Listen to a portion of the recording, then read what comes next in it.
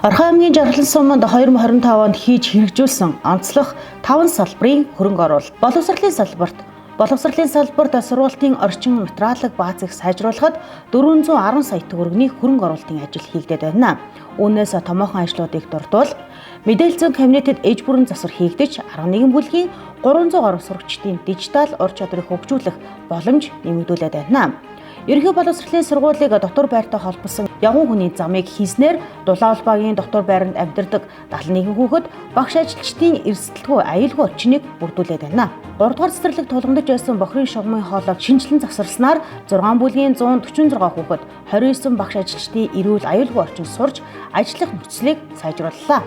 Сумын сандрагын нэрэмжид ирээдүйн манлайлагч, оюутны сургалтын тэтгэлэгт, эмнэлгийн тоног төхөөрөмжийн инженер, хувцас дизайнер, их барих уу, аялал жуулчлал, сэтгэл судлал, мэдээлэл технологи, бизнесийн удирдлага, нэгтлэн бодогч, хууль эрх зүй, програм хангамж, уурхайн цахилгаан тоног төхөөрөмж ашиглалтын мэргэжлэр суралцж буй 17 оюутанд 41 сая төгрөгийг сургалтын төлбөрийн дэмжлэг олголоо. Үүний үр дүнд оюутны сурагчдын боловсрал эзэмших болцоог тэгш хүртээмжтэйгээр ханган орон нутгийн ирээдүйн хүний нөөцийг чадварчуулахад чухал хувь нэмэр оруулах алхам болсон.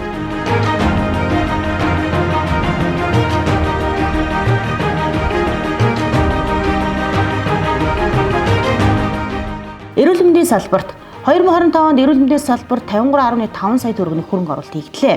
Эрүүл мэндийн төвд лабораторийн болон сэргээн засах, чирэгжүүлэлтийн тоног төхөөрөмж нийлүүлэгдэж 83 иргэнд онцлогоо шинжилгээ, 199 хүнд сэргээн засах тусламж үйлчилгээ үзүүлж, үйлчилгээний чанар хүртээмжийг нэмэгдүүлээд байна. Мөн хүүхдүүд үзүүлэх тусламж үйлчилгээний чанарыг сайжруулах зорилгоор хүүхдүүдийн өслөгт зориулсан тусгай өрөө дасгалгаа тохижуулж, нэрээ хүүхдийн амин үзүүлэлтийг хянах шаардлагатай тоног төхөөрөмжөөр хангаж, давхарцсан тоогоор 871 хүүхдэд үйлчилгээ үзүүлж, дархлаажуулалтанд хамрууллаа. 3 дахь шатлалыг төрөлдсөн нарийн мэргэжлийн эмч нарын 10 төрлийн үйлчлэгийг зохион байгуулж, давхарцсан тоогоор 1262 иргэнд өслөг онцлогоо шинжилгээ хийж, зөвлөгөө зөвлөмж өгч ажиллалаа. Аймгийн хөрөнгө оруулалтын 195 сая төгрөгөөр Краш Моргийн барилгыг гишнээр барьж ашиглалтанд хүлээн авлаа.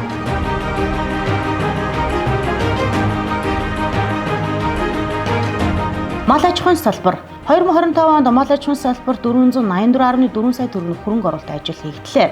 Өнөөдөр хүртэл 12 жилийн хугацаанд малжуулах хөтөлбөрийн хүрээнд 171 өрхийг 368 тугалтаа үнэгээр малжуулж, иргэдийн амжиргааг дэмжин ажиллалаа. Сумын өхөр сүргийн үйлдвэр ухсааг сайжруулж, ашиг сэмийн гарцыг нэмэгдүүлэхээр Кереборт сэлэн үйлдвэрийн 15 толгой хийлдүүлэгчийг нийлүүлсэн бөгөөд нийт 31 малчин, мал бүхий өрхий 356 толгой хийлдэгчийг нийлүүлэхт оруулж, эх онд 285 толгой төл хүлээн авах боломжийг бүрдүүлэн ажилласан байна. Мал эмнэлгийн үйлчлэгээний нэгжүүдийн үйл ажиллагааг сайжруулах дэмжих зорилгоор малын эрентгээ утлагын аппарат 150 багажийг нэмэгдүүлсэн мал сүргийн эрүүл мэндийн үзлэг онцлогоо хийхэд ач холбогдолтой боллоо.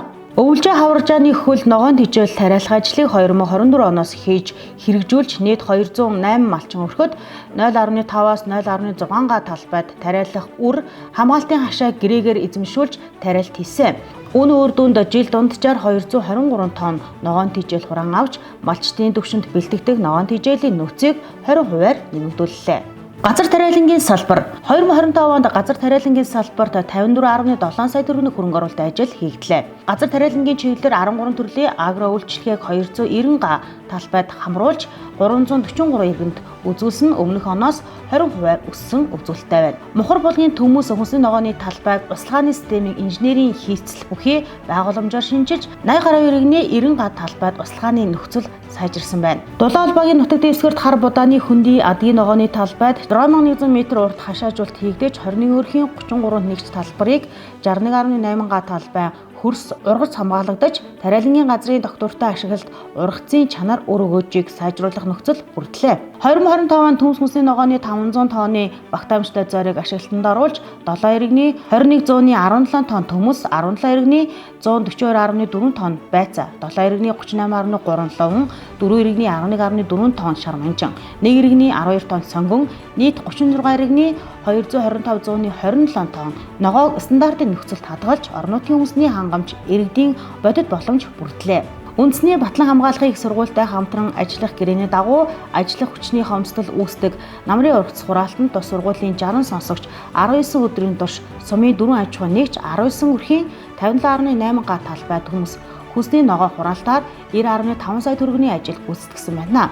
Энэхүү ажлыг Жаргал сумд анхудаа туршилтаар хэрэгжүүлсэн нь үр дүнтэй байсан тул эх жилүүдэд илүү олон ажлын хүчийг зулчлах ажлыг зохион байгуулахаар төлөвлөн ажиллаж байна.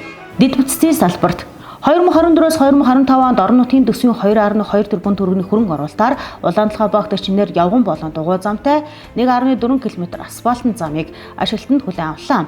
Тус ажлыг хийгдснээр сумын өнгө үзэм сайжирч иргэдийн аюулгүйд таатай зорчих орчин бий болж Улаанбаатар багт байрлах цэцэрлэгт хүрээлэнд рүү чиглэсэн дотоодын аялал жуулчлал өргөжих нөхцөл бүрдлээ. 2025 онд 5 байршил цамхагт гэрэлтүүлэх 2, авто зам, годомж талбай 66 гэрэлтүүлэх шинээр хийгдэж, сумын хэмжээнд нийт 484 гэрэлтүүлэх 17 цамхагт гэрэлтэй болж иргэдийн аюулгүй амьдрах орчин нөхцөл сайжирлаа. Цэвэр усны төвийн гүний худгийн цахилгааны шонгор шинжлэх ажил хийгдэж, сумын төвийн усан хангамжийн доголдол үүсгээс сэргийлсэн.